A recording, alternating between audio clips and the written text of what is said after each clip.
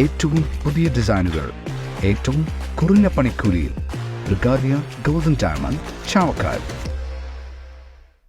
ചരക്ക് കപ്പൽ മത്സ്യബന്ധന ബോട്ടിലിടിച്ച 2 തൊഴിലാളികൾ മരിച്ച സംഭവത്തിൽ കപ്പൽ ക്യാപ്റ്റനടക്കം 3 പേർക്കെതിരെ കോസ്റ്റൽ പോലീസ് കേസെടുത്തു.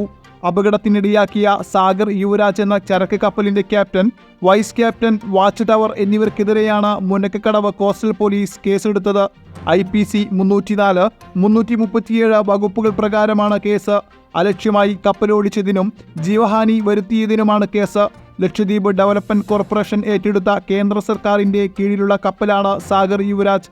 കപ്പൽ കോസ്റ്റ് ഗാർഡ് കസ്റ്റഡിയിലെടുത്ത് കൊച്ചി തുറമുഖത്തെത്തിച്ചു. ഞായറാഴ്ച രാത്രി 10:30ഓടെയാണ് എടക്കഴിയൂർ പടിഞ്ഞാറ് കടലിൽ കപ്പൽ ഇസ്ലാഹ് എന്ന മത്സ്യബന്ധന ബോട്ടിൽ ഇടിച്ചു കയറിയത്. അപകടത്തിൽ ബോട്ട് 2 പിളർന്ന് കടലിൽ താഴുകയും ബോട്ടിലുണ്ടായിരുന്ന 6 മത്സ്യത്തൊഴിലാളികളിൽ 2 പേർ മരണപ്പെടുകയും ചെയ്തിരുന്നു. 4 പേരെ കപ്പൽ ജീവനക്കാരാണ് രക്ഷപ്പെടുത്തിയത്. 100% സംശുദ്ധമായ silver jewellery collections, hand crafted classic silver ornaments, platinum പോലെ silver, Alukkaran silver jewellery, Chettuva road Chavakkad, Chettuva road Vadanappally.